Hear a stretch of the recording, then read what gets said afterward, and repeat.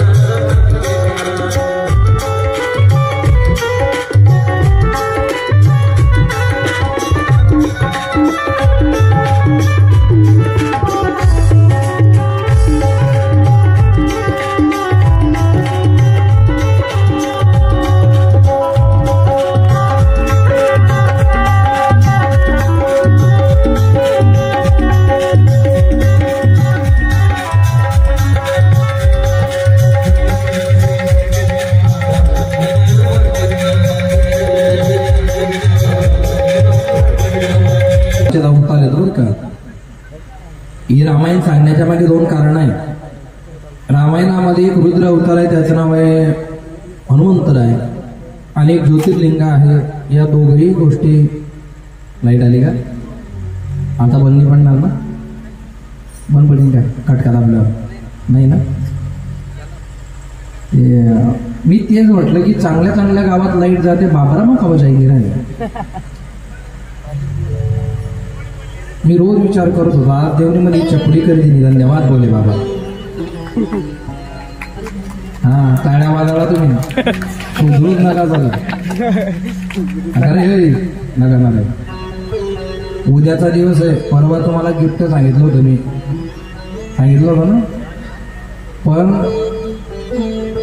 जो शांततेने बसलाय, ज्याने कथा ऐकली आणि जो माझ्या 3 प्रश्नांची उत्तर देईल उद्या कथेचे, त्याला बक्षीस भेटेल, 100% भेटेल। जगू तुम्ही विकीतला पाणी मावतो बाई दकरे, मानात बदली पडणार रे, 100 दिन पाणी मागे रे आपला रे।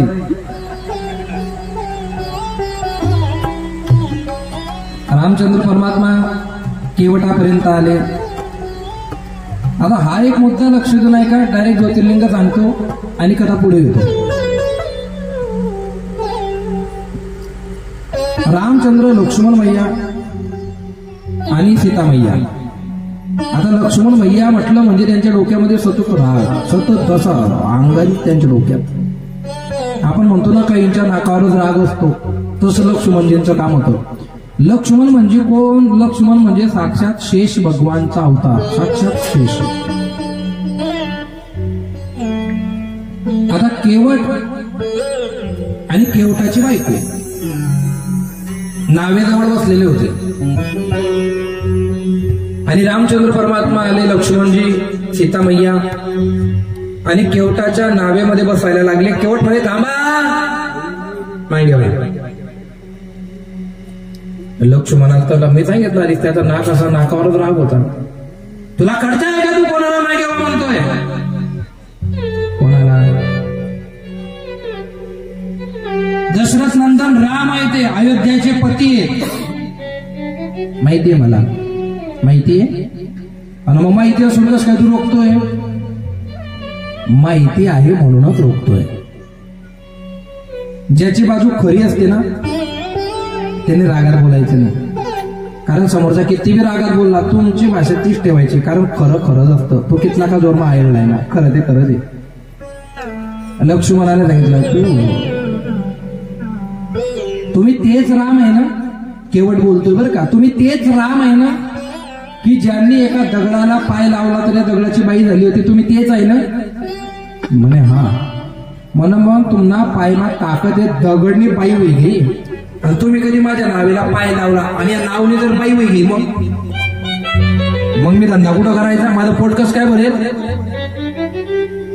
पण याच्या मागचा अर्थ वेगळा आहे बरं. मग केवटाची बायको म्हणते एक काम करा, तुमले नाव बाबत नाही का? हा. मग तुम्हाला पाय ज्याने लागतं त्याने बाई होत नाही, यान पुरता म्हणजे तुम्हाला पाय धुवानी इच्छा आहे. काय म्हणते केवटाची बायको? बुद्धिवान होती ती, आपल्यासारखी होती. म्हणजे तुम्ही बुद्धिवान शेत असत बरं. आणि कोणी कोणता शब्द लागते याने बोलती उपाधी. कोण कोठे दुखाई, कोण कोठे काय व्हायचं. ज्याचं मन दुखतं ज्याला अपमान वाटतो ना त्यांनी देवधर्म करू नाही, बिलकुल करू नये. नाही ते मग डायरेक्ट सांगा ज्याले नाही आबरू मी का त्याला घाबरू, असं बी नाही बरं. केवटाच्या बायकोने सांगितलं आम्हाला तुमचे एकदा पाय धुवून पाहू द्या, तुमच्या पायाने कधी भांडं कधी झालं नाही, मग तुम्ही नावेत बस जा. देवाच्या लक्षात आलं यांना आपले चरण रस पाहिजे, यांना आपले पाय धुवायची इच्छा आहे. देवाने सांगितलं ठीक आहे लवकर जा, लवकर आणा. अशी धावत गेली केवटाची बायको, अशी धावत आली आणि आणलं काय? लाकडाचं भांड. लक्ष्मण म्हणे दाखवाई. इथलं आई सांगितलं आणि ती असं तसं नामोकने डमोकने लाकूडला भांडलं गेलं. आणि मग केवटाच्या बायको बाई बी जो लोक ऐकत तो लोक ऐकत. मग तो समोर कोणी कराय. मग केवटाची बायको म्हणे लक्ष्मणजी तेव्हाच ऐकते मी तुमचा टर टर टर टर. मला आई भांड पाय धुईली उद्या म्हणून सांगत तुमले. केवटाच्या बायकोने आणि केवटाने रामचंद्र परमात्म्याचे त्या लाकडाच्या भांड्यामध्ये पाय धुतले आणि त्या भांड्यातलं पाणी बाजूला घेतलं, उभी राहिली, लक्ष्मणाच्या डोळ्यात डोळे घातले आणि आता ती केवटाची बायको जे बोलली हे आजच्या पद्धतीतलं सगळ्यात गोड वाक्य घरी घेऊन जा. काय म्हणते केवटाची बायको माहितीये? लक्ष्मणा हे भांड फक्त लाकडाचं नाहीये. मग सांगू का पुढे? कधी किराणात सांगू ना. काय म्हणते माहितीये केवटाची बायको? हे भांड फक्त लाकडाचं नाहीये, तर या भांड्यामध्ये आम्ही कणिक भिजवतो. हे कणिक भिजवायचं भांड आहे. मग लक्ष्मण म्हणे तो जास्त लागू का? मी म्हणे असं उष्ट पाष्ट भांड आणलं म्हणजे देवाचे पाय धुवायला. तुला अजून समजत नाही लक्ष्मणा. सोन्याचं बी ताट आहे माझ्याकडे, चांदीचं बी ताट आहे. माझा बाप काय असा हलकट नव्हता. भरपूर आहे आमच्याकडे धन दौलत संपत्ती, पण सोन्याच्या ताटात पाय धुतले असते पण ते पाणी सोन्यात जिरलं, चांदीच्या ताटात पाणी जिरलं नसतं, लोखंडाच्या जिरलं. मग लाकडाचे बी दुसरे भांडे होते पण ते न आणता हे भांड याच्यासाठी आणलं की रामाचे पाय धुतल्याच्या नंतर पाण्याबरोबर रामचंद्रांच्या पायाचे मातीचे कण या भांड्यामध्ये जिरतील आणि त्या जिरलेल्या भांड्यामध्ये आम्ही कणिक भिजवणार आणि 14 वर्षापर्यंत रामाच्या पायाचा प्रसाद रोज खाणार म्हणून. आता लक्ष्मण पुरा गाव चालला. आता तुम्ही अशी वैकी जाऊ द्या, ते ज्योतिर्लिंगानंतर सांगलीच्या ताई पुढे रामायण वाढायचं थोडस. हा वाढायचं असं चालत. मग ते रावण सीतेला वगैरे घेऊन गेला. आता बऱ्याच लोकांना असं वाटतं, काही लेखकांनी सुद्धा लिहिलं किंवा रावणाने कुठे सीतेला हात लावला, रावण चांगला होता. अरे बिंडो त्याने हात का बनी लावला? नाही म्हणे भस्म झाला असता म्हणे. आणि मग उचलीच लय घेतो वय. नाही म्हणे ती सावली होती म्हणे. का काय असणार अभ्यास कोणतो माहिती जाऊ द्या. त्याने का बरं हात लावला नाही?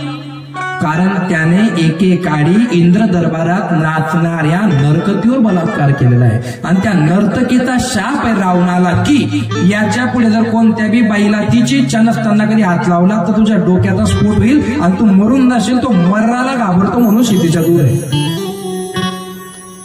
आणि मग जर समजा सीतेला हात लावून तो भस्मच झाला असता मग तू मनवतो कशाला सीतेला की तू लग्नाला हो म्हण, लग्नाला हो म्हण. तिने जर हो म्हटलं असतं मग नसताना भस्म झाला. कारण तो शापच नव्हता. दादा पुढे चाला. रावण घेऊन गेला सीतामातेला. रामचंद्र रडत होते. मग ते किष्किंधा नगराची एक सुरुवात, किष्किंधा कांडाच्या सुरुवातीला हनुमंतराय भेटले रामचंद्रांना. रामचंद्रांना हनुमंतराय भेटले. सुग्रीवाकडे घेऊन गेले. ज्याच्याकडे घेऊन गेले त्याची बायको पहिली घेऊन गेलेला होता लक्ष्मण. म्हणून काय गंमत बसली यांनीच बायको दुसरा लई राहिली आपले काय काम.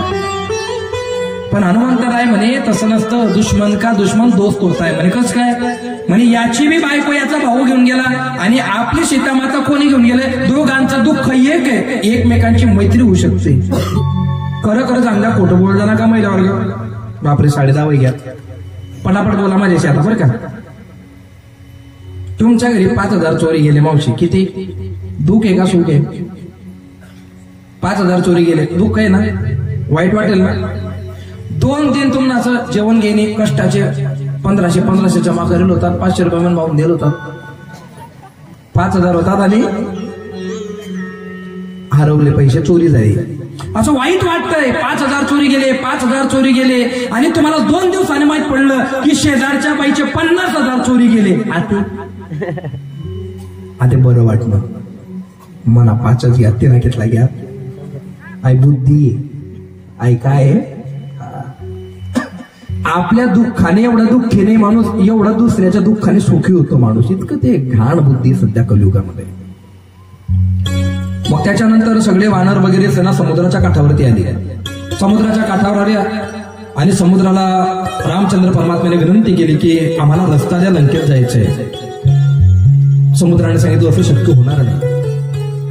मग रामचंद्राने ब्रह्मास्त्र काढलं आणि ब्रह्मास्त्र मारणार. समुद्र आले. हे राजन तुम्ही मला जर मारलं आणि या सगळ्या समुद्राचं पाणी कधी सुकलं तर माझ्यामध्ये राहणारे मासे, मगर, वनस्पती सगळे मरून जातील. पाप करू नका हो. बरोबर आहे. मग आम्हाला रस्ता कसा मिळेल? श्री शिवाय नमस्तुभ्यं. श्री शिवाय नमस्तुभ्यं.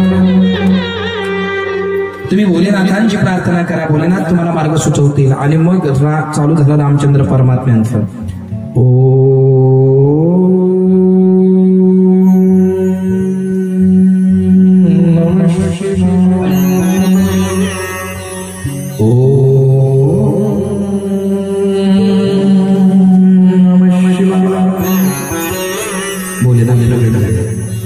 हे राम काय मदत करू शकतो तुमची? रामाने सांगितलं की भोलेनाथ तुम्हाला सगळं माहिती. समुद्राच्या पलीकडे तुमची आई साहेब, तिला घ्यायला जायचंय. समुद्र काही मार्ग देत नाही. काय करायचं? आणि मग भोलेनाथांची आराधना करण्यासाठी आराध्य दैवत गुरु भोलेनाथ आम्हाला सहकार्य करा म्हणून समुद्राच्या काठावरती साक्षात रामचंद्र परमात्म्याने एक ज्योतिर्लिंग प्रस्थापित केलं. एक पिंड स्थापन केली आणि त्या पिंडीमध्ये तुमचा साक्षात्कार तुम्ही टाकावा एवढीच विनंती. बाकीचं आम्ही बघून घेऊ. आणि रामचंद्रांसाठी स्वतःचा आत्मलिंग ज्या ठिकाणी प्रस्थापित झालं त्या ज्योतिर्लिंगाचं नाव रामेश्वरम ज्योतिर्लिंग म्हणून प्रसिद्ध झालं. उमापती महादेव. आणि मग आता पुढे तुम्हाला सगळा इतिहास माहिती आहे. मग ते दगड एक थोडा गैरसमज डोक्यातून काढून टाका पोरांनो. हिंदुत्वाचे पोरं तुम्ही सनातनाचा आपल्याला पुढे प्रचार करायचा आहे. किती लोकांनी असं ऐकलेलं आहे की राम नाव असं दगडावर टाकलं आणि ते दगड कशात टाकले? पाण्यात टाकले. पोरांनो आता तुम्ही बोला फक्त पटापट बरं का. उद्या काय आपल्या गावामध्ये पालखी आहे. काय आहे? पालखी आहे ना. तुम्ही येणार ना नाचायला? येणार ना? नाचणार ना? नाचता येतं तुम्हाला? पालखीमध्ये आले तुम्ही हो, आणि तुम्ही गल्लीमध्ये बघितलं एखाद्या बाईने रांगोळीमध्ये जय श्रीराम लिहिलंय. काय लिहिलंय? मग तुम्ही त्या जय श्रीराम नावावर पाय द्याल का? का बरं? का बरं?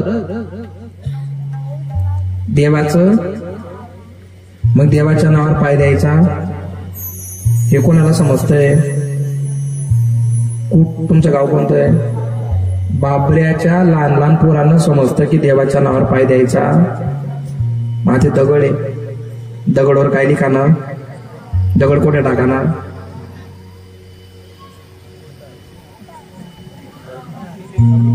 आई ओम जाऊ नये अजून. आई ते कथा थोडं वेगळं चालू आहे, नाही ते सांगतो मी तुम्ही.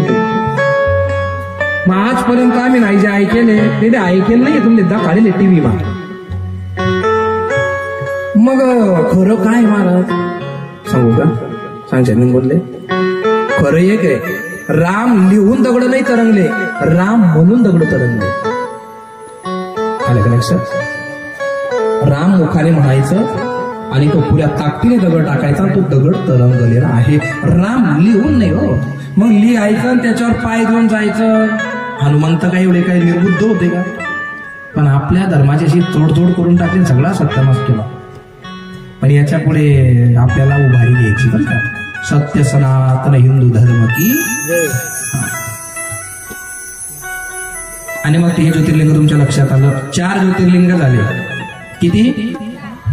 मल्लिकार्जुन, वैद्यनाथ परळी, कृष्णेश्वर आणि रामेश्वर. अजून 2 सांगतो म्हणजे 6 होतील. उद्या 6 सांगतो आणि जातो. उद्या काही जास्त कथा लांबवणार नाही. शेवटच्या दिवशी मी एकदम शॉर्टकट कथा करतो, कारण मला शेवटच्या दिवशी जास्त उमजत नाही. आता मी तुम्हाला एक कथा सांगणार आहे. ही कथा लक्ष देऊन ऐकल्या. भोलेनाथांचा साडू. साडू म्हणजे साडू समजतं तुम्हाला? लग्न झाले ना तुमच्या? साडू साडू सालीच्या घरचा साडू. आणि साडू इथला गोतामाला तिथला कोण कोण लिबी विचारा तुम्ही. भावाने पैसे मागितल्यावर देणार का साडूला? तो म्हणे साडूला देणं पडतील. महाराज साली नाराज होई जाता ना. आता मग भोलेनाथांचे साडू चंद्र. चंद्र भोलेनाथांचे साडू कस काय?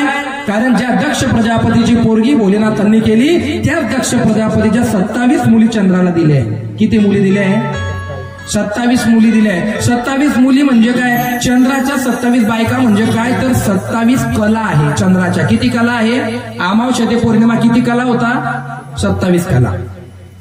मग त्या 27 बायकांमध्ये याचं प्रेम एकाच बायकोवर. कथाले भीतीच, कीर्तनले भीतीच, बस्ता पाडाल भीतीच, पाणीपुरी खावाल भीतीच.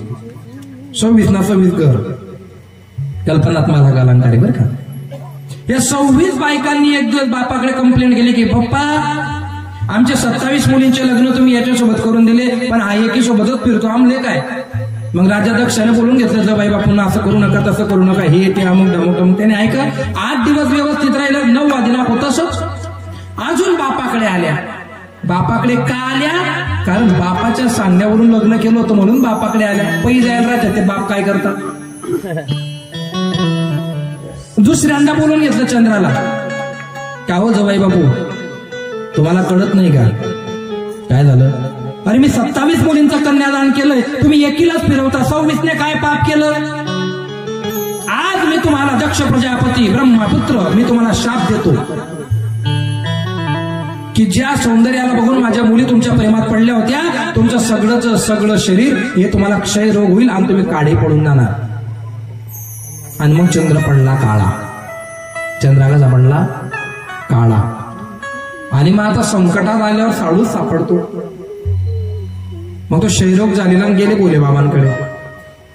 मग भोलेबाबांनी सांगितले, एक काम करा, तुम्ही आता आहे ना सोरटी क्षेत्रामध्ये जा.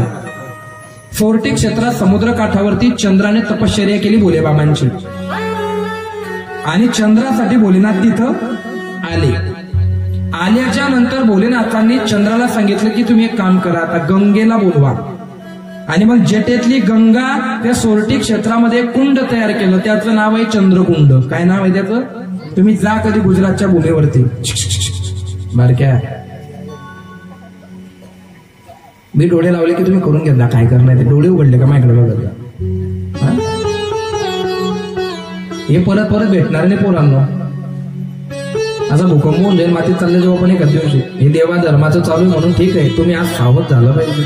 आणि उद्या येताना जरा टीका बिका लावायला, एक बी बिन टीका नाही म्हणे उठार देऊ, टीका लावून यायचं. अहो दाखवला मस्त आहे, शाळाना कपडा घाली, राहू दे राहू दे राहू दे जरा टीका लावायचा बाळा. काय लावायचा? हा टीका लावून यायचं कथेत.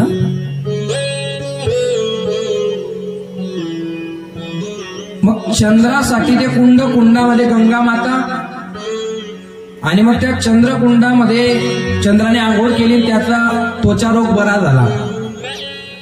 मग त्वचा रोग बरा झाला आणि आता गंगा माता जायला लागली. मग चंद्राने सांगितलं, हे गंगा तुम्ही इथंच थांबा, कलियुगामध्ये अनेक लोक पाप करतील, अनेक लोकांना चर्मरोग होईल, आणि तो त्यांचा सुद्धा चर्मरोग तुम्ही बरा करायला इथं थांबा. गंगा माता म्हणे मी थांबेल, पण जर भोले बाबा थांबतील तर मी एकटी थांबाव नाही. मग गंगेसाठी आणि चंद्राच्या सांगण्यासाठी भोलेनाथांनी आपलं आत्मलिंग प्रस्थापित केलं, आणि ते ज्योतिर्लिंग सोरटी सोमनाथ म्हणून प्रसिद्ध झालं. उमापती महादेव की जय. किती झाले? 5 झाले. अजून एक सांगतो, त्याच्या पहिले मस्त भजन करा गोड, आपल्याकडे वेळ कमी. हरी हे मातेसारखा भाव भिल्ल समाजात जन्माला आलेली शबरी माता उष्टे बोर देऊन अमर झाली. आमच्या हाताचा एक दाणा तरी खाल्ला का देवाने साखरचा? खाल्ला का? त्यामुळे आपण तिथला विचार करा. बेस भाऊ झाले. अरे ओ मेरे झोपड़ी के बाग खुल जाए, जाए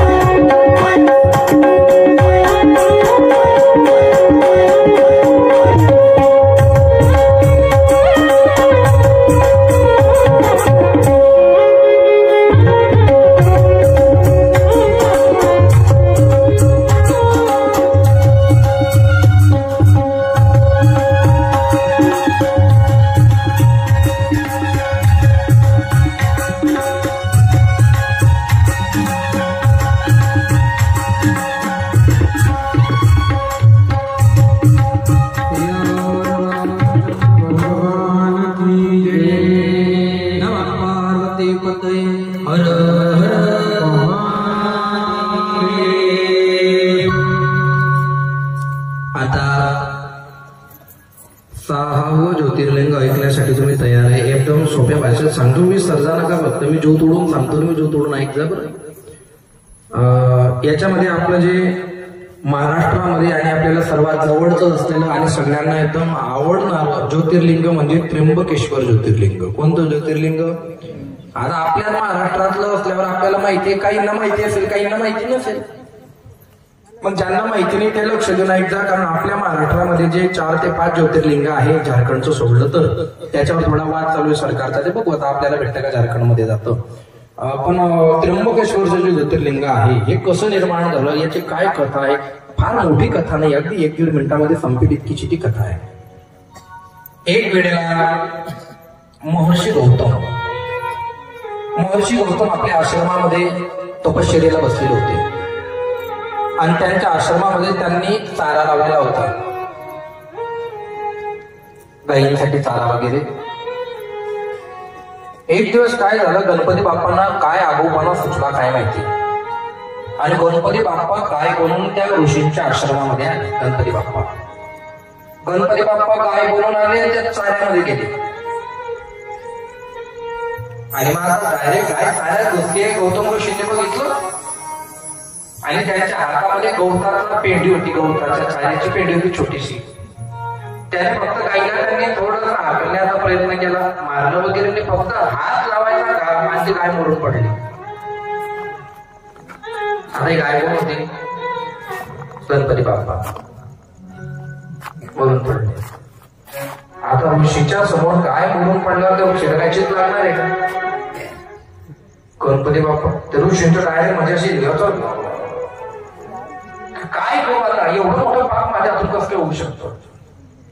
गौतम ऋषींना आतून असं कसं देव व्हायला लागलं. गौतम ऋषींना असं अजिबात येणे, पण त्या ठिकाणी साक्षात भोलेनाथ प्रकट झाले. हे गौतम ऋषी घाबरू नका. अहो काय घाबरू नका भोले बाबा, अरे गाय मिली माझ्या हातून. अहो ती गाय नाहीये, काय झालेली याला म्हणतात शुद्ध अंतःकरण. चुकी होणं महत्वाचं नाही, चुकी झाल्यावर ते मान्य करणं हा मोठेपण आहे. चुकी होऊन आजी हो इथे करल्या, आजा मर्जी भाऊ करा की याला पुढे वाव नाही बरं का, माफ करा महाराज. माफीला 100% फळ आहे. झुकना तो जिंदों की आदत होती है, झुकना तो जिंदों की आदत होती है. अक्सर हमने मुर्दों को आवडते हुई देखा है. वाकून चढावं लागतं. अरे डोंगरात उतरताना वाकून येतो माणूस का डायरेक्ट येतो? तुमले सांगस माहिती कोणते सांगत नका. तुमले जर बाबरावा कोणी वाक्यात दिखणार समजी द्यावा ना, अहो डोंगर चढी राहणार म्हणजे वर जाई राहणार. आणि जर कोणी तट टेकणार समजी द्यावा ना, अहो खाली पडी एखादी मरी. जो माणूस वर जातो कसा असतो? नम्र. समजा तुमच्या गावात एखादा माणूस आहे, त्यानं डोक्यावर हात आहे आणि तो तसाच मरी घ्या, आधी त्यानं हात शिरवली का? त्यात तसाच किल्लीवर पाणी पडी ना. झुकना तो जिंदों की आदत होतीये. जो माणूस जिवंत आहे तो झुकीत, जो मुली जाईल तो झुक हवत नाही. आणि मग तो पुष्पाला डायलॉग मारत फिरी झुकेगा नाही साला. या ते श्रीवल्ली काही निरण बेटी ना, श्रीवल्ली बी बेटी आणि श्रीवल्ली नंतर तुमले चटका बी बेटी. आणि मग तुम्ही म्हणता संसार दुःख मुळ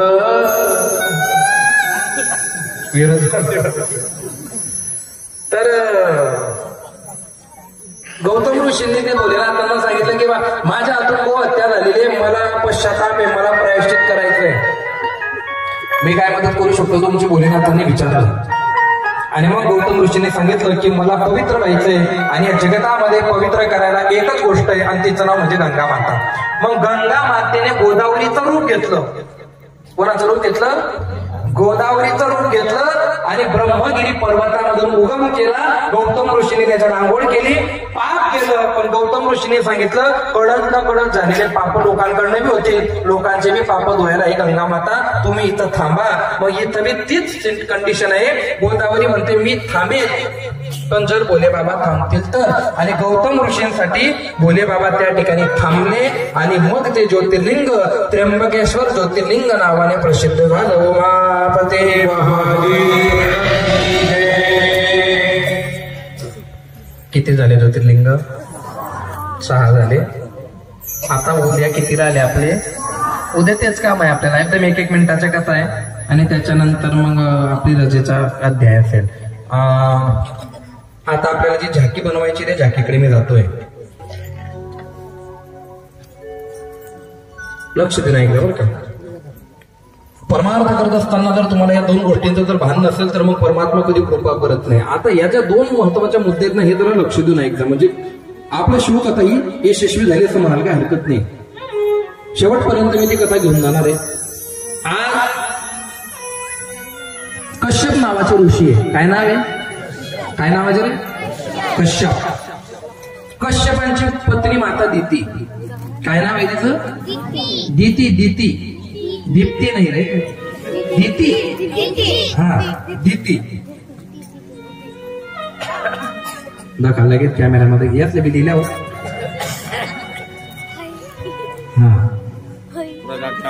कश्यप मुनी आणि माता दिती यांचं लग्न झालेलं आहे.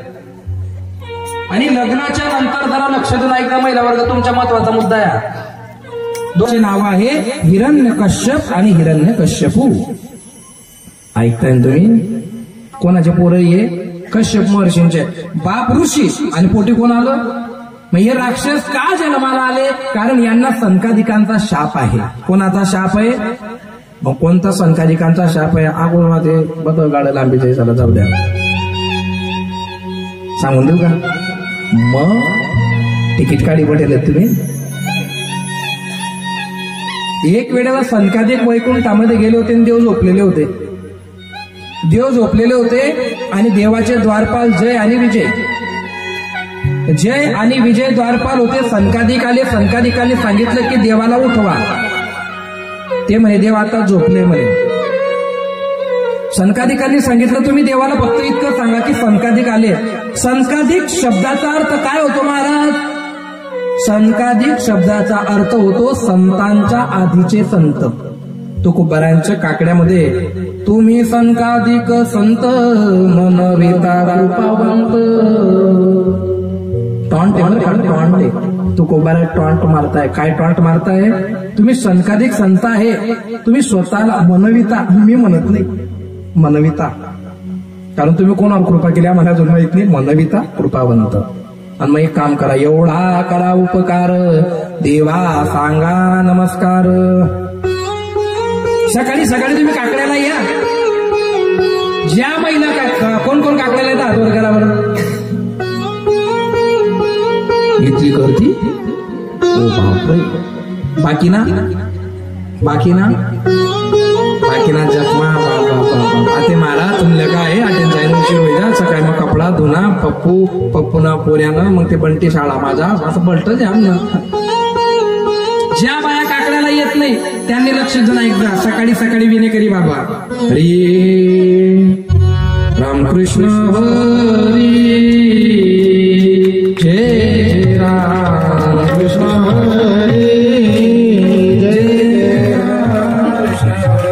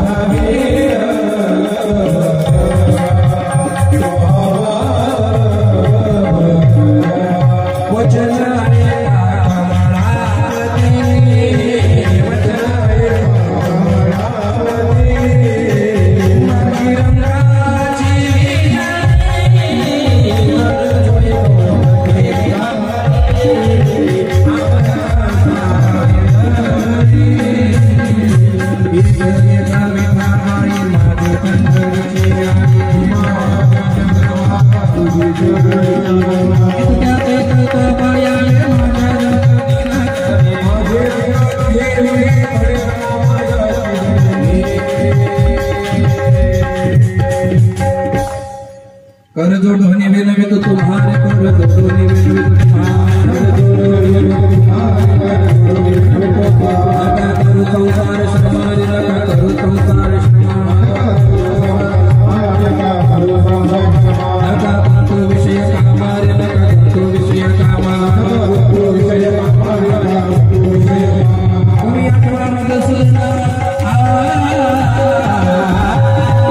तुम्ही आठवा मधुसूदना तुम्ही भक्त वासना तुम्ही आठवा मधुसूदना तुम्ही भक्त वासना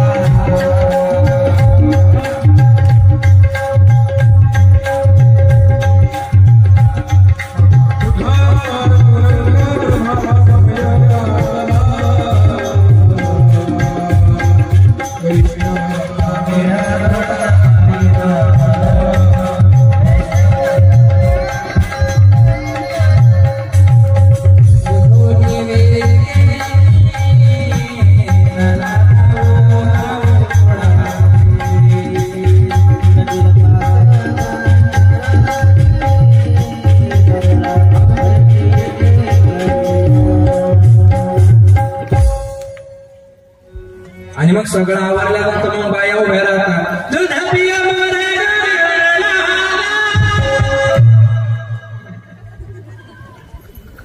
सकाळी बटाटा काकडा ही लागते रे काम काम होते. येवान नाही काकडाच्या पापडाला येवान नाही मस्त गरजा पाना देखा हे पहिली काय चाललंय काय म्हणता महाराज असा काकडा येतो ना सूर्याचा पोंग्यातून आवाज येतो ना. अरे येतं येतं उद्या शेवटचा दिवस आहे काकडाला या सगळ्या जणांनी मी पण येणार आहे. खरंच म्हणते वेगायला बाळ बोलतो का.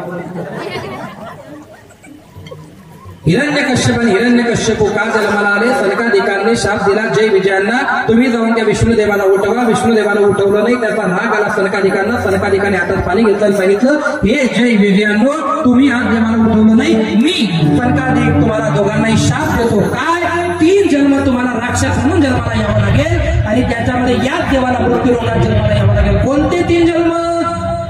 पहिला जन्म हिरण्यकश्यप आणि हिरण्यकश्यपू. दुसरा जन्म रावण आणि कुंभकर्ण. तिसरा जन्म शिशुपाल आणि दंतवक्र. हे 3 अवतार त्या जय विजयांना घ्यावे लागले. पहिला जन्म हिरण्यक्ष हिरण्यकश्यपू. मग ब्रह्मदेवाने पृथ्वी निर्माण केली ती पाणी टाकली हिरण्यक्षाने पाण्यात टाकून दिली आणि मग तिला बाहेर काढायला वर हा अवतार घ्यावा लागला विष्णुदेवाला. आणि जी झाकी आजची ती हिरण्यकश्यपूची. लक्ष देऊन ऐकता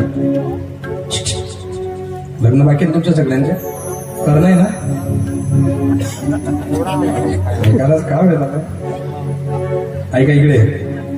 हिरण्यकश्यपू. हिरण्यकश्यपूच्या बाईचं नाव कयाधू. काय नाव आहे तिचं. कयाधू नाही कयाधू. धू हा तुम्ही धुवावर येल कया. कोणाची पत्नी ही हिरण्यकश्यपूची. कश्यपांची सून आहे ती. कश्यपाची कोण आहे सून. तिचं नाव काय कयाधू. तो बारक्या महिन्याला सून तुला ऐके सून पडी जाईल. हा कश्यपाची सून कोण आहे कयाधू हिरण्यकश्यपूची पत्नी. लक्ष दिला ऐका पुराणो. जे लोक म्हणता ना की गर्भसंस्कार काही नसतात तुम्ही आता सगळे बापरे माझं आहे. आणि जर तुम्ही माझं मला म्हणणार तर तुम्हाला एक मुद्दा सांगू का एका मिनिटामध्ये सांगू का. तुम्ही माझे माझे नाही तर म्हणणार महाराज काही बी सांगणार नाही ना. जेव्हा आपल्या रवी आबा त्या ठिकाणी आले होते देगावला माझं कीर्तन होतं राधाकृष्ण प्रेम मंदिर संस्थांच्या वतीने. तर त्या दिवशी ब्रह्ममुहूर्तावरती जेव्हा बाळ जन्माला आलं डॉक्टरांनी त्याला पेटीमध्ये ठेवलं आणि डॉक्टरांनी 8 घंटे पेटीत ठेवलं. पण व्यासांच्या गाजून सांगतोय कुठं बोलणार नाही. 8 घंट्यामध्ये ते बाळ हसत होतं. मग डॉक्टरांचा फोन होता की तुमच्या मिस्टरांना विचारा की ऐसा क्यों आहे. तो हिंदी गुजरातमध्ये झाला तो. माझा भी जन्म गुजरातचा आहे म्हणून इतकं बोलतोय मी की हस क्यों रहा है. ती म्हणे मेरे को पता नाही. मग मी ब्राह्मणांना विचारलं म्हटलं जन्माला आल्यापासून हसतोच आहे. म्हणजे तो रडावत नाही. आज त्याला 1.25 महिना झाला पण तो हसीत राहणार रडानं लावत येत नाही. याचं कारण काय आहे. कारण जे मी तिला सांगितलं ते तिने केलं आणि त्याचा परिणाम त्याच्यावर असा झाला का त्याच्या मेंदीवर दुःखाचा परिणाम झाला नाही आणि त्याला अजूनही एकही चुकीचं दृश्य चुकीचं स्वप्न चुकीचं त्या मनामध्ये भीती निर्माण झाली नाही. तो बाळक जेव्हा जन्माला आल्यापासून परमात्मा त्याच्या सानिध्यात असावा म्हणून तो हसतो आहे असा माझा विश्वास आहे त्याच्यावरती. कोण म्हणतं की गर्भसंस्कार होत नाही. होतात. ज्या महिलांनी कुवारपणामध्ये इथं मांसाहार टाकला असेल कोंबडा बोकडा, तुमचे मुलं म्हातारपणात तुमचे तुकडे तोडणार तोडणार तोडणार का? कारण तुम्ही जिथं ते टाकलं, जिथं प्रेत दफनवल्या जातात तिथं भूत्या तयार होतात. तुमचं पोट हे प्राण्यांची स्मशानभूमी आहे आणि त्या प्राण्यांच्या स्मशानभूमीतून काही देव जन्माला येणार? सोडी द्या. नाही ना आम्ही सोडावं जातच तुमचं तोंड सारं माती माती होईल. माती खाय, इटनं भुकूट काय तो पण ते खाऊ नको. दुसऱ्याचा जीव घेत जाऊ नका. मी उद्या तुम्हाला सगळ्या गोष्टी त्या सांगेल. कयाधू मातेला गर्भधारणा झाली आणि योगायोगाचा झाला. युद्धाला जात असताना नारद महर्षींची भेट झाली. नारदांनी सांगितलं हिरण्यकश्यपला युद्धामध्ये बाईला घेऊन जाऊ नका, तुला इथंच ठेवा. काय लिलाय देवाची. आणि मग ती त्या आश्रमात थांबली आणि त्या आश्रमात सकाळी उठल्यापासून नारायण नारायण स्वामी नारायण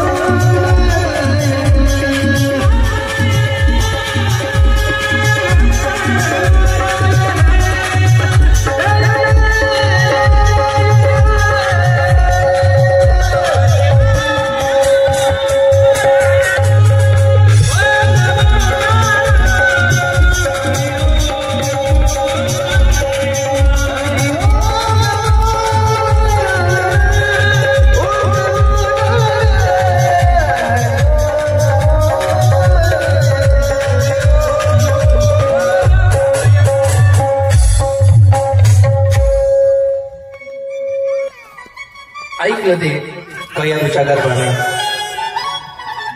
आणि मग कयाधू मातेला पुत्ररत्न प्राप्त झाला. पुरांनो काय झालं रे? पुत्ररत्न प्राप्त झाला, मुलगा झाला. काय झाला? कयाधू मातेला मुलगा झाला आणि त्याचं नाव शाळेत टाकलं KG1 मध्ये. काय दांगडून झालं काय समजेल ना. प्रकाशबा तुमच्या काळात होता काय? KG1 KG2 nursery play group. आमचा मुलगा पाणी आता जॉनी पप्पा म्हणायला लागला मला इटिंग शुगर नको पप्पा, तर बापरी शुगर होईल. शुगर जागर काय लय ना झाला. इथला साज येतो केलं वजन 5 किलो, दप्तर 13.5 किलो. तो जपमाईन बी उठत नाही, पिवळा टप्पा त्याला टाक द्या तो त्या जपमाईन उठत. मॅडमने मम्मी म्हणायला लागल्या काय दांगड घर उन्हा वाक्य वाकत उन्हा त्याने हाल नाही त्याने खायली. त्याची मम्मी काय शिकवणं मॅडमांनी टोमलं शिकाडी मॅडम त्याने. ती मॅडम 12वी फेल तर लाग झाली 3000. काय करीत बिचारी? काय म्हणजे काय चालू आहे त्याला ऐक समजीला ना. 6 वर्षाच्या पोराला घरापर्यंत ठेवा ना. त्याला म्हणतात बेटा आपण रामचंद्र परमात्म्याचे वंशज आहे. एका शब्दावरचे 14 वर्षाचा वनवास घेणारा राम, बापाचा शब्द पाडणारा राम, श्रावण बाळाला काशीला घेऊन जात असताना स्वतःच्या प्राणाचं बलिदान करणारा श्रावण बाळ आहे. पुंडलिकाने मायबापाची जवळ गेली. आईने शिकावं त्या लिटल काय टीचर काय स्टार कोणता स्टार आहे ट्विंकल आणि तू ट्विंकलना वर्ष लागल्या आणि ट्विंकल त्याला लई गेली. माई म्हणे महाराज नाही तुम्ही निघा वय. लहानपणी संस्कार करा ना त्याच्यावर. लहान मुलांना ज्यांच्या बी घरात लहान लेकरं 10 वर्षाच्या त्याला बसवा. त्याला तुमच्या नवऱ्याची किंमत सांगा, त्याला तुमच्या सासऱ्याची किंमत सांगा, त्याला तुमच्या सासूची किंमत सांगा, कष्टाची किंमत सांगा. त्याला तो 100 रुपये मागतो त्याला धडकन देऊ नका. 2 दिवसाने द्या. 100 रुपये कमवायला काय लागतंय त्याला बघा. मुलगी जर असेल ना तिला 7 दिवस शाळेत जाऊ द्या, पण 1 दिवस तिला उन्हात तुमच्यासोबत शेतात घेऊन जा. कष्ट करत तुम्ही नेहमी सांगितलं. आपण जे कष्ट भोगले ते कष्ट आपल्या पोरापोरींना भोगायला हवा. आज तुम्ही शेतात जातो, तुम्ही कापूस वेचायला, तुमले पटावले घरावर माझा रुमाल बा दिसत लोकांचं तुमले काय गरज आहे? माणसाने आपली गरिबी विसरायची नसते. गरिबी विसरायची नसते. मायावर नसते. बापाने मुलासाठी कमावं चांगली गोष्ट आहे, पण कसं कमवत आहे ते मी सांगत त्याला. ठीक आहे.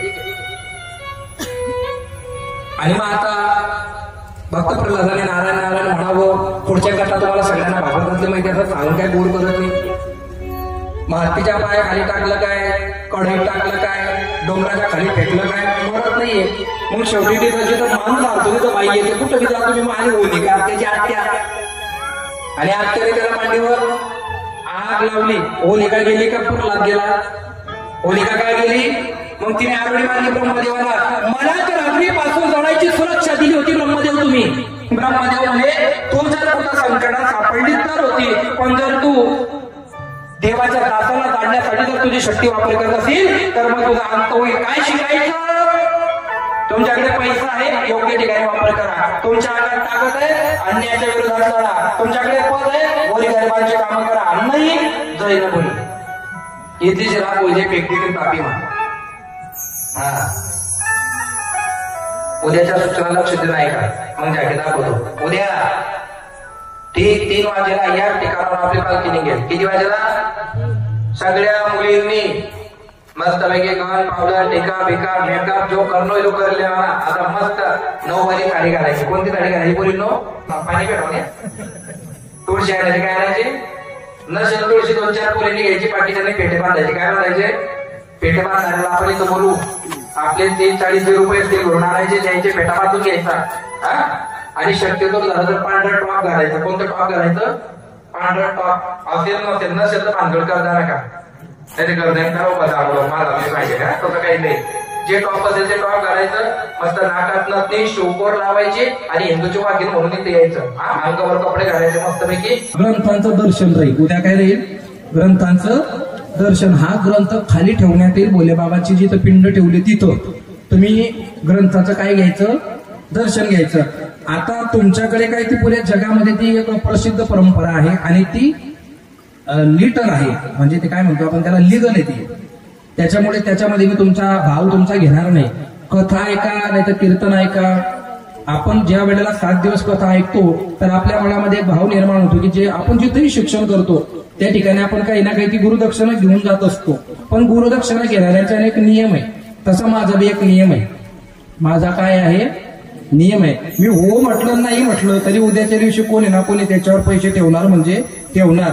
तुम्हाला कथेच्या शेवटी एक पाकिट भेटेल. काय भेटेल? काय भेटेल?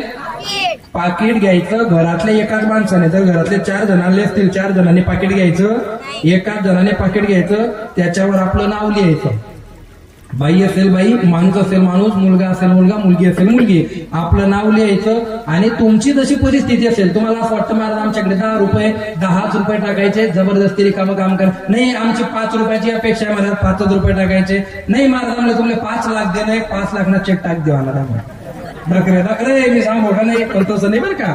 तो नियम आहे गुरुदक्षिणेचा. काय असतो तो, मग असे ठेवले तरी चालणार का, नाही चालणार. का नाही चालणार, कारण दान हे गुप्त असलं पाहिजे. दान हे कसं असलं पाहिजे, तुम्ही काय दिलं हे फक्त बोले ना त्याला माहिती पाहिजे. उगीच त्या नोटा, मग ती गर्दी, मग त्या चुंबड तोडल्या आणि मग त्या नोटा त्या बॅगेत टाकल्या जाणार. लक्ष्मी घेताना इज्जतीत घेतली का लक्ष्मी आपलं पालन करते. लक्ष्मी मातेचा अपमान होऊ नये म्हणून ती माझी एक परंपरा आहे. ज्याला घ्यायचं त्यानेच घ्यायचं, नाव वगैरे पॅक करायचं.